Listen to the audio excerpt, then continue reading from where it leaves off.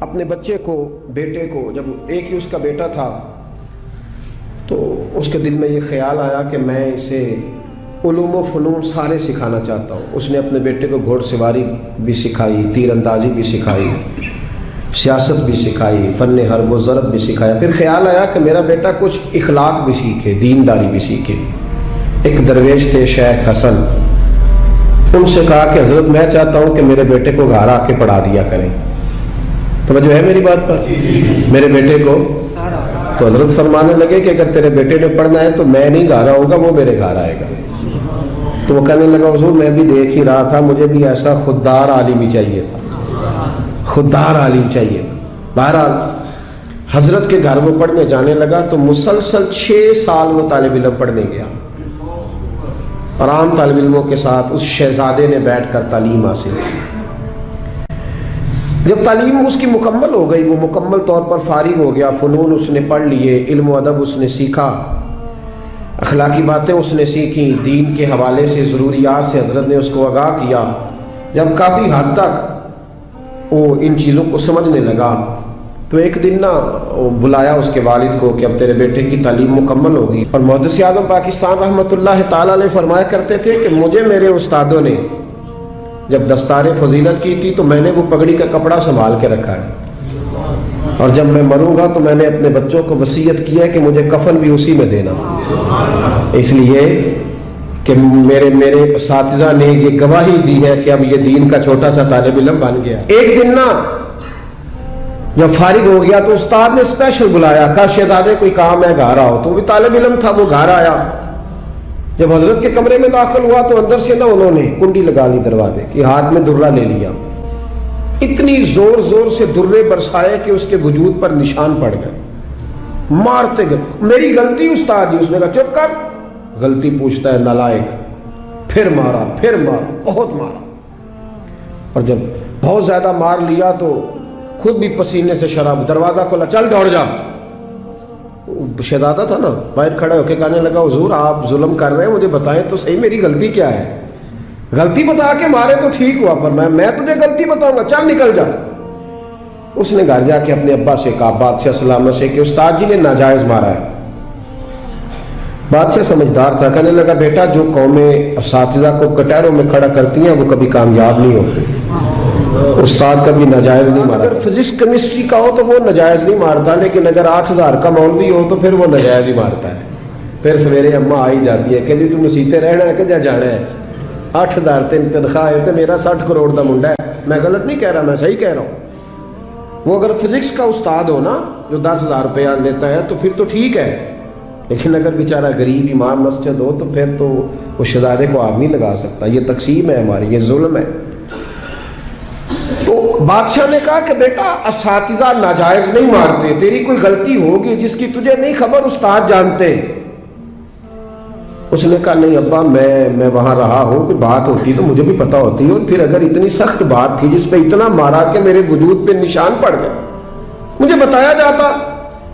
اس نے کہا بہرحال میں تیرے استاد کو کٹہرے میں کھڑا نہیں کر سکتا، وہ تیرا استاد ہے، بڑے لوگ ایسی باتیں کرتے تھے۔ اب اس نے اپنی اماں سے کہا کہ اماں میرے دل سے بات نہیں جاتی، میرے ساتھ ظلم ہوا ہے، استاد نے قصداً مارا ہے، بلا وجہ مارا ہے، تعلیم سے فارغ ہونے کے بعد مارا ہے، سمجھ نہیں آتی۔ تو اماں کہنے لگی بیٹا تیرے ابا نے نہ کر دیا تو اب ہاں کون کرائے گا؟ اور بادشاہ سلامت ہے، سخت مزاج آدمی ہے، میرا بیٹا تو صبر ہی کر لے۔ بچے نے صبر تو کر لیا پر اندر سے بات گئی نہیں، ظلم ہوا تھا نا۔ 30-35 سال بیت گئے، اس کے باپ کا انتقال ہوا تو وہ بادشاہ بن گیا۔ شیخ حسن بوڑھے ہو گئے تھے، یہ بھویں سفید ہو کے جھک گئی تھی، دونوں ہاتھوں سے لاٹھی پکڑتے تھے پھر بھی مشکل سے چلتے تھے۔ پہلے دن تخت نشین ہو کے شہزادے نے پہلا حکم یہ جاری کیا کہ میرے استاد کو حاضر کرو۔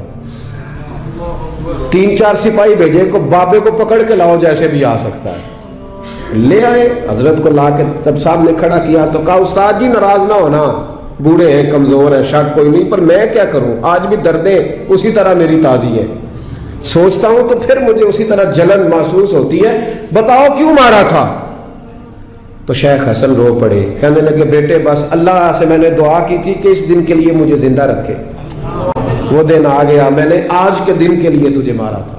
बस आज जो दिन आया इसीलिए मारा। कहा हुजूर क्या मतलब? अब फरमाने लगे कितनी देर हो गई तुझे मार पड़े हुए? कहा 35 साल। आज क्यों बुलाया है? भूला तो नहीं ना 35 सालों में? कहा हुजूर नहीं भूला, तो आज क्यों बुलाया? कहा मैं आज साहिब इख्तियार हुआ हूं तो बुला लिया।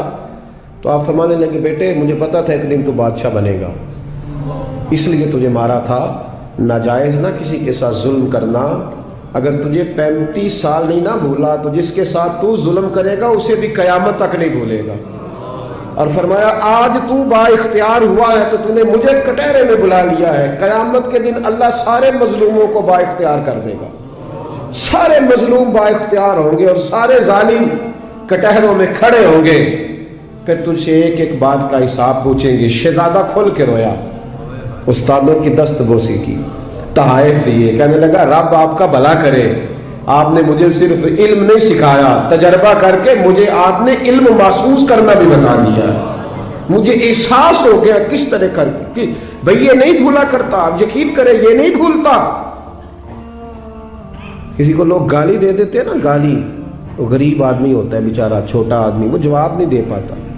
लेकिन जब उस शख्स के, उस चौधरी के, सेठ का मस्जिद में जनाजे का भी ऐलान होता है तो फिर भी गाली याद आती है। हाँ ये नहीं भूलती, क्या करे, जुल्म जो किया है, गलत गाली जो निकाली, लोग जनाजा पढ़ने तक चले जाते। अब्दुल्ला बिन जाफर हजरत जाफर तैयार के बेटे थे, नबी पाक की फूफी के बेटे थे हजरत जुबैर बिन अवाम रदी अल्लाह ताला, वो इंतकाल कर गए। उनका जब विसाल हुआ तो 10 लाख दिनार का कर्जा था उन पर, और जो जमीन उन्होंने छोड़ी वो जमीन बंजर थी। लो सुन ले, जिन पर कर्जा चढ़ा हुआ है वो नुस्खा भी सुन ले। जिन पे कर्जे है ना, जो तंग दस्त हैं, जो रोज रुके भेजते हैं दुआओं के कि बड़ी परेशानियां, वो वजीफा सुने, वो वजीफा सुने। हमारे जमाने में वजीफे लेने का रिवाज नहीं, तवीज लेने का रिवाज है। लेना चाहिए, तवीज बुरी चीज नहीं, अच्छी चीज है, लेकिन ज्यादा काम बरकत वाला क्या है? अल्लाह अल्लाह करना। क्या काम है? सजदा करना बरकत वाला काम है। हजरत अब्दुल्ला बिन जाफर तैयार कहते हैं मैंने कर्जा लेना था जुबैर बिन अवाम से, वो विसाल कर गए। मैं उनके बेटे के पास गया, अब्दुल्ला बिन जुबैर के पास। मैंने कहा पैसे लेने थे? कहा बिल्कुल लेने हैं, मेरे अब्बा जी मुझे वसीयत करके गए, लिख के गए कि ये पैसे देने, और वो ये लिख के गए हैं, मैं जिंदगी भर कोशिश करता रहा हूं, अदा नहीं हो सके। बेटा तेरी जिम्मेदारी है मेरे कर्जे अदा करना। अब्दुल्ला बिन जुबैर रदी अल्लाह ताला अन्हु कहने लगे मैं इंशाल्लाह आपकी रकम दे दूंगा। तो अब्दुल्ला बिन जाफर तैयार कहने लगे भाई हम दोनों आपस में हैं, कोई शै नहीं छोड़ के गए आपके अब्बा जी, कोई चीज नहीं। तवज्जो है मेरी बात पर? ये सहाबा का जरा अंदाज देखिएगा बंदगी का, कोई चीज नहीं छोड़ी। तो हज़रत जुबैर बिन अवाम कहने लगे एक जमीन का टुकड़ा है वो भी बंजर है, उसमें भी कोई खेती नहीं उगती, सब्जा नहीं होता, बंजर है, पानी कोई नहीं, और वो इतनी खुश्क रेतली जमीन है कि बड़ा मुश्किल काम है वहां सैराब करना, बेआबाद जमीन है। हजरत सैयदना अब्दुल्ला बिन जाफर कहने लगे तू इस तरह कर, वो मुझे सारी ना दे, उसमें से थोड़ी सी मुझे दे दे, मैं 10 लाख दिनार के इवज वही रख लेता, तेरे बाप का कर्जा अदा हो गया, दे तो सही। उन्होंने कहा आप क्या करेंगे, वो तो किसी काम की नहीं, चंद कौड़ियों की भी नहीं, फरमाया मुझे दे दो, मैं जानू और मेरा काम जाने। ओ भाई ये थे बंदगी वाले लोग, ये थे जिनका रब से रिश्ता है, जिन्होंने हुजूर के सल्लल्लाहु अलैहि वसल्लम के पास बैठकर बंदगी सीखी थी। कहते जमीन का टुकड़ा ले लिया, बंजर बेआबाद रेतली जमीन, जब मेरे हिस्से में आई पहले दिन अपने गुलाम से कहने लगे जो जगह तुझे ज्यादा सख्त लगती है ना वहां मेरा मुसल्ला बिछा दे, जो तुझे ज्यादा बंजर बेआबाद लगती है वहां मुसल्ला बिछा, मुसल्ला बिछा। गुलाम ने मुसल्ला बिछाया तो अब्दुल्ला बिन जाफर ने अल्लाहु अकबर कह के नियत बांधी। ये हजरत जाफर तैयार के बेटे हैं, हजरत अली के भतीजे, इन्होंने नियत बांधी, नमाज की, सर सजदे में रखा, रोने लगे, कहने लगे अल्लाह मैं भी तेरा बंदा और जिससे लेने थे वो भी तेरा बंदा, खुदावंदा हमारे दरमियान मेहरबानी फरमा, करम नवाजी कर, रहमत का फैसला फरमा। इतना रोए कि मुसल्ला भीग गया। कहते इतना तड़प रहे थे कि सहाबा इकट्ठे हो गए उनके गिर्द, मुसल्ला भीग गया। जब भीगा हुआ मुसल्ला नमाज मुकम्मल करके उठाया ना, कहते मुसल्ला उठाया तो नीचे से अल्लाह ने पानी का चश्मा जारी फरमा दिया, अल्लाह ने पानी का चश्मा जारी कर दिया। फरमाया बनाओ हौज, करो खेतियां सैराब। फरमाते हैं जहां एक दरख्त नहीं उगता था अल्लाह ने पूरा बाग उगा दिया, جہاں ایک پھل نہیں ہوتا تھا وہاں عالی شان پھل لگ گئے، قرضے بھی ادا ہوئے، حضرت زبیر بن عوام کے بچوں کے پاس مال دولت بھی بچ گیا۔ لوگ جب کہتے ہیں یہ ساری کس چیز کی برکت ہے، اور فرماتے یہ ساری سجدوں کی برکت ہے، یہ رب کی بندگی کی برکت ہے جی، اس کی بارگاہ میں نماز پڑھنے کی مسلمان توجہ نہیں کرتا، توجہ نہیں۔ جاگ رہے ہیں آپ حضرات؟ یہاں کوئی حکومت اعلان کرے نا کہ ہر نماز کے بعد 500 روپیہ، کتنا جی؟ میرے خیال کسی بھی نہیں ہونا مسجد جی، آن گے کہ نہیں؟ نہیں تھوڑے جے بول دے ہو، جیڑے نہیں بول دے ہونا تو بالکل ہی نہیں نہ ہونا، ہونا پکا پتہ لگ۔ اور خدا کے بندو بات سمجھو، رب فرماتا ہے تو مسجد آدھا میں تجھے برکت عطا کروں گا، میں تجھے برکت دوں گا میں۔ ہمارا زمانہ مذاق کرنے کا، مذاق اڑانے کا زمانہ ہے۔ لوگ معاذ اللہ تعالیٰ ایسی ایسی باتیں ڈھونڈ کے لاتے ہیں کہ وہ جگہ جو قابل احترام ہے وہاں لوگ مذاق کرتے ہیں۔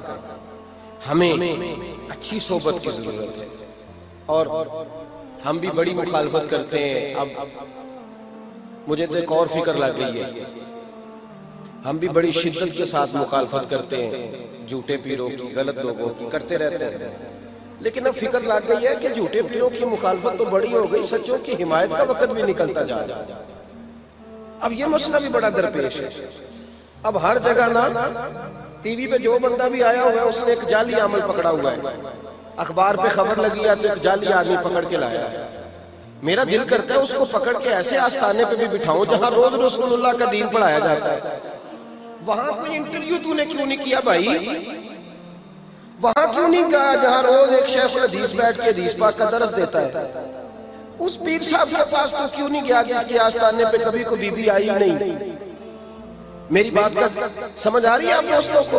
یہ میرا سوال ہے پورے میڈیا سے، پورے میڈیا سے میرا یہ سوال ہے کہ میرے بھائی جعلی عمل تو پکڑ کے لایا ہے،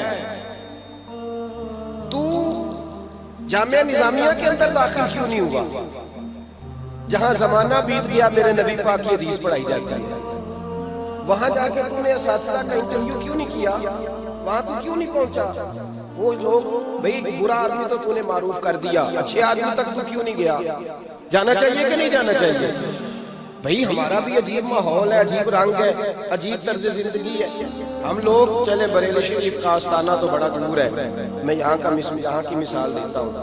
آستانہ علیہ سیال شریف چلے جائے، مرکز ہے نا ہمارے یہاں، مرکز ہے نا، رسول اللہ کے دین کی بات بتائی جاتی ہے، نبی پاک کے۔ آپ نے دیکھے وہاں سرکس لگتی ہو، جھولے لگتے ہو، بولے نا، تو آپ میڈیا کو مشورہ کیوں نہیں دیتے ایک ادھر بھی ایک چکر لگا کے؟ کیوں نہیں مشورہ دیتے آپ؟ شرک پور شریف ہے، حضرت کیلہ والا شریف ہے، حضرت کرمہ والا شریف ہے، یہ میں آپ کو وہ والے آستانے گنوا رہا ہوں جو آپ کی رینج میں ہیں، ورنہ آپ اس سے باہر جائیں گے تو آپ کو بڑے بڑی خیر ملے گی دنیا میں، بڑی بڑی خیر۔ سارا میڈیا بھاگ کے چلا گیا اس آدمی کے پاس جو جعلی تھا، جو عورتوں کو لوٹتا تھا۔ حضرت مولانا ابو داؤد صادق صاحب کے ادارے میں کیوں نہیں گئے؟ وہاں کیوں نہیں گئے؟ کیوں نہیں اس جگہ گئے جس شخص نے اپنی ساری زندگی گزار دی ہے کسی بی بی کا منہ ہی نہیں دیکھا؟ ادھر کیوں نہیں گئے تم لوگ؟ خیر کی جانب سفر کیوں نہیں ہوا؟ اب اس قدر زیادہ ایک منظم طریقے کے ساتھ اہل اللہ کو بدنام کیا جائے۔ اور اگر آپ نے ابھی تک ہمارا چینل سبسکرائب نہیں کیا تو فوراً سبسکرائب کیجئے، ساتھ ہی بیل آئیکن پر کلک کریں تاکہ مزید آنے والی ویڈیو ہے وہ آپ کو وقت پر ملتی رہیں۔ اللہ حافظ۔ کوڑا تخت دنیا دا باہو، فکر سچی بادشاہی ہو،